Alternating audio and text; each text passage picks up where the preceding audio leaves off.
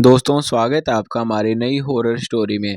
अगर आप चैनल पर नए हैं तो चैनल को सब्सक्राइब जरूर कर लेना। दोस्तों मेरा नाम अमर है और मैं हरियाणा के सोनीपत जिले का रहने वाला हूं। दोस्तों वर्तमान में एमबीए की पढ़ाई कर रहा हूं, लेकिन यह बात उन दिनों की है जब मैं गांव के एक सरकारी स्कूल में पढ़ा करता था।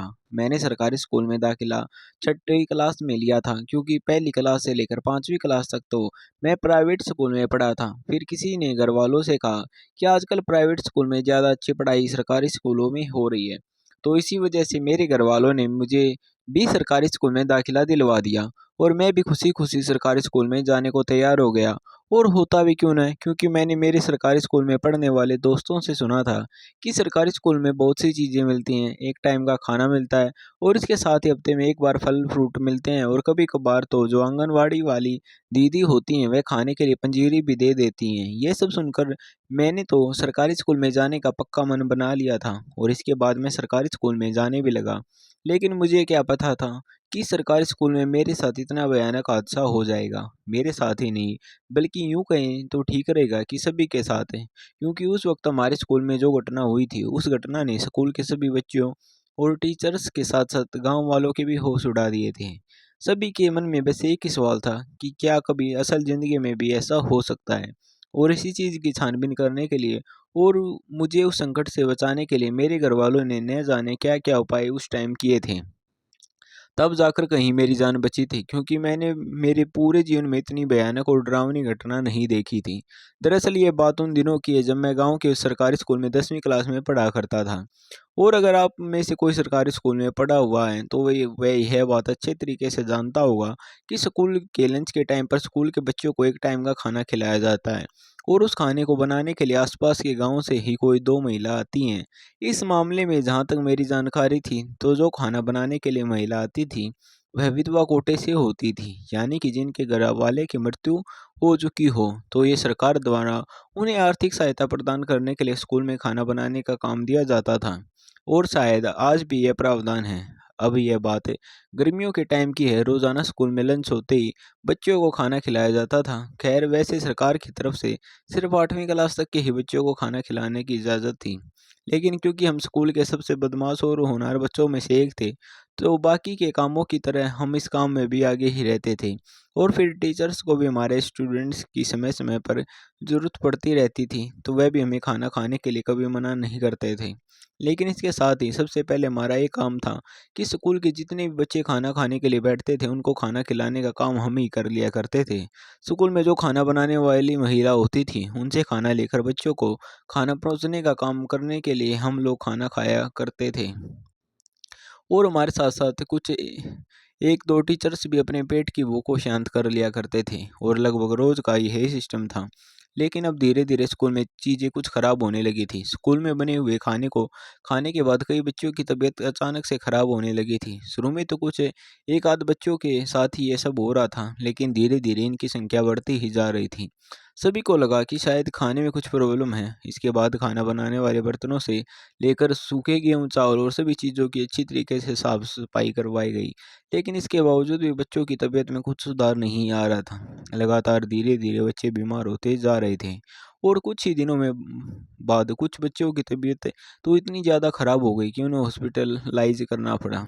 फिर एक दिन स्कूल में एक खबर सनसनी की तरह फैलती है कि स्कूल का खाना खाने के बाद जिन बच्चों की तबीयत खराब हुई थी और जिनको हॉस्पिटल में एडमिट किया गया था, आज उनमें से एक बच्चे की मौत हो गई। और यह सुनकर सभी लोगों के दिल में एक डर सा बैठ गया था। और उस दिन के बाद कोई भी बच्चा स्कूल का खाना नहीं खाता था। लेकिन हमें पता चला कि जो दो महिलाएं खाना बनाने के लिए आती थी उनमें से एक महिला पिछले कुछ दिनों से खाना बनाने के लिए स्कूल में नहीं आ रही थी। इस पर हमने पता किया तो हमें पता चला कि जिस बच्चे की मौत मौत हुई थी वह उस खाना बनाने वाली महिला का ही बच्चा था, जो अपनी माँ के साथ इसी स्कूल में पढ़ने आता था। फिर उसके बाद कुछ दिनों के लिए खाना बनाना बंद हो गया था, और उसके बाद हमारी गर्मियों की छुट्टी पड़ गई। लेकिन जो असली डरावना वाक़या होने वाला था वह स्कूल की छुट्टियां ख़त्म होने के बाद होने वाला था। जैसे ही स्कूल की गर्मियों की छुट्टियां ख़त्म हुई, धीरे धीरे सभी बच्चे स्कूल आने लगे, और अब शायद वह माहौल भी थोड़ा शांत हो गया था। इसलिए सभी टीचर्स ने स्कूल में फिर से खाना बनवाने का फैसला किया। और फिर से उन दोनों महिलाओं को खाना बनाने के लिए बुलाया गया और वह दोनों खाना बनाने के लिए आई भी। स्कूल दोबारा शुरू होने के बाद कुछ दिनों तक तो सब कुछ ठीक रहा, लेकिन अब स्कूल में कुछ अजीब अजीब तरह की घटनाएं होने लगी। स्कूल की जो पानी की टंकी थी उसका नल अपने आप ही चालू हो जाता था। जब कोई उसे बंद करने जाता तो बंद करने के जाने के कुछ देर बाद वापस आकर देखता तो वह नल चालू मिलता। और इसके साथ ही स्कूल में जो भी टीचर्स अपनी गाड़ियाँ लेकर आते थे, उनकी गाड़ियों के ऊपर एक अजीब तरह के स्क्रैच होने लगे थे। और सभी के डर की सीमा तो तब पार हुई जब एक दिन स्कूल खुलते ही सबको एक अजीब चीज़ नज़र आई। टीचर्स और बच्चों ने देखा कि स्कूल के जो कमरे थे उन सभी कमरों में जो गेट थे उन दोनों साइड लाल रंग में रंगे हुए हाथों के छापे लगे हुए थे। उस रंग को और उन छापों को देखकर ऐसा लग रहा था जैसे ये कोई खून हो, और खून में सने हुए हाथों से किसी ने यहाँ पर ये हाथों के छापे लगाए हों। ये देखकर तो बच्चों के साथ साथ टीचर्स की भी हालत पतली हो गई थी। अब ये सब चल ही रहा था कि तभी स्कूल के क्लासरूम के जो बोर्ड होते थे उन बोर्ड पर हमेशा एक बच्चे का चित्र अपने आप ही बना हुआ मिलता था। जब भी बच्चे स्कूल में सुबह आते थे तो उस बोर्ड पर एक बच्चे का चित्र बना हुआ रहता था, और साथ में उसकी माँ का भी। पहले दिन जब स्कूल बंद करते थे तो सभी टीचर्स जो क्लासरूम के बोर्ड होते थे उनको ध्यान से चेक करके साफ करके जाते थे। और जैसे ही दूसरे दिन सुबह आते तो उन पर एक माँ और बच्चे का चित्र बना हुआ रहता था। अब जैसा कि मैंने आपको बताया था कि वह एक सरकारी स्कूल था, तो उसमें सीसीटीवी की सुविधा तो नहीं थी जिससे कि ये चेक कर लिया जाए कि क्या पता छुट्टी होने और स्कूल बंद होने के बाद कोई ऐसी हरकत कर रहा हो। लेकिन इसके अलावा जो बात सभी को हैरानी में डाल रही थी वह बात यह थी कि स्कूल के सभी क्लासरूम के जो कमरे थे उनमें हर एक कमरे के ऊपर अलग अलग ताला लगा हुआ था। तो ताला लगने के बाद कोई कैसे क्लासरूम के अंदर जाकर बोर्ड पर चित्र बना सकता है। अब डर के मारे कुछ बच्चों ने तो स्कूल में आना भी बंद कर दिया था। लेकिन इसके बाद जो सबसे भयानक घटना स्कूल में हुई वह यह थी कि स्कूल टाइम में ही खाना बनाते वक्त जो खाना बनाने वाली दो महिलाएं थीं, उनमें से एक महिला की वहीं पर मौत हो जाती है। और यह बात सभी को बहुत ज़्यादा अचंभित और डरा देती है। जैसे ही यह बात सभी बच्चों को पता चली तो सभी बच्चे स्कूल के ग्राउंड में इकट्ठा हो गए, और उस वक्त फिर स्कूल में पुलिस को भी बुलाया गया और एम्बुलेंस भी आई। और जिस वक्त एम्बुलेंस में उस महिला की डेड डेड बॉडी को लेकर जाया जा रहा था, उस वक्त जो दूसरी खाना बनाने वाली महिला थी, मेरा ध्यान उस महिला की तरफ गया। तो वह महिला एक अजीब तरीके से मुस्कुरा रही थी। ऐसा लग रहा था मानो उसे किसी चीज़ की प्राप्ति हो गई हो और उसे उस चीज़ से खुशी मिली हो।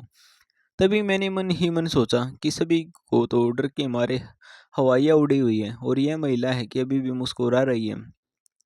खैर मैंने उस वक्त तो कुछ नहीं कहा, लेकिन कुछ दिनों बाद मैंने यह बात अपने सभी क्लोज टीचर्स थे उनको बताई। इसके बाद टीचर्स ने मुझे उसके ऊपर नज़र रखने के लिए कहा। अब उसे एक महिला की मौत होने के बाद सिर्फ वही अकेली खाना बनाने के लिए स्कूल में आती थी। लेकिन हमें जो सबसे अजीब बात लग रही थी वह यह थी कि जितने टाइम में दोनों महिला मिलकर खाना बनाती थी, यह महिला अकेले ही उतने ही टाइम में वह पूरा खाना बना देती थी, बल्कि समय से पहले ही बना देती थी।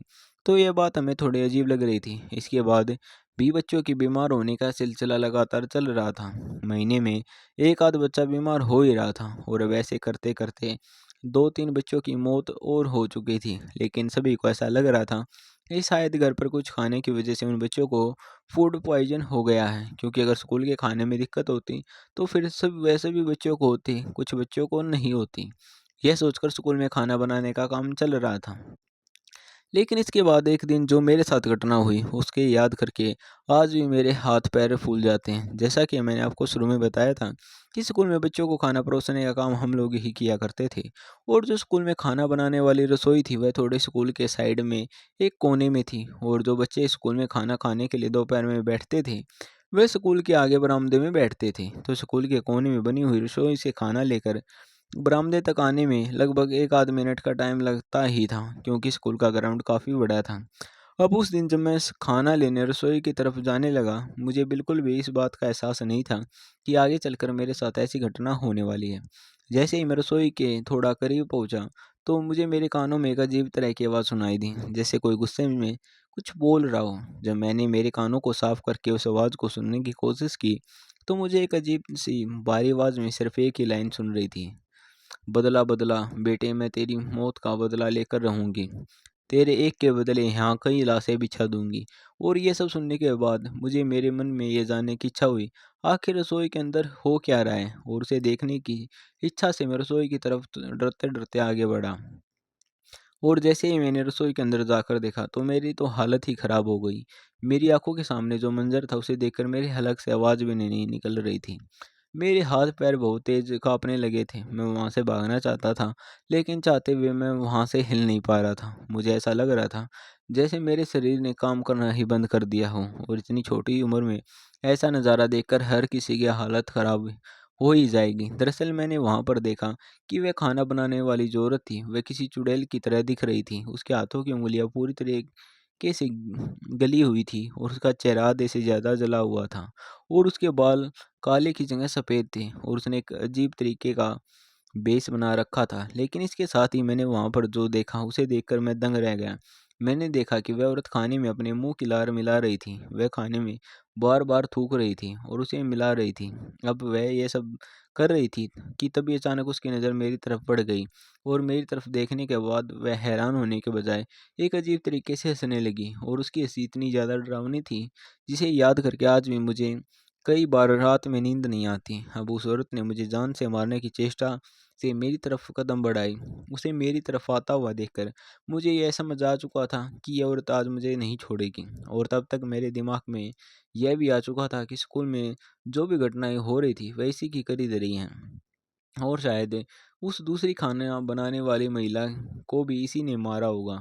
अब मैं ये सब सोच ही रहा था कि तभी उसने मेरा एक पैर पकड़कर मुझे ज़ोर से खींचा, जिसकी वजह से मैं वहीं रसोई के आंगन में गिर पड़ा, और अब वह उछलकर मेरे ऊपर बैठ गई और मुझे ज़ोर-ज़ोर से कहने लगी, तुम लोगों ने मेरे बेटे को मारा है, अब मैं सबको मार दूँगी, इस स्कूल में किसी को भी नहीं छोड़ूँगी।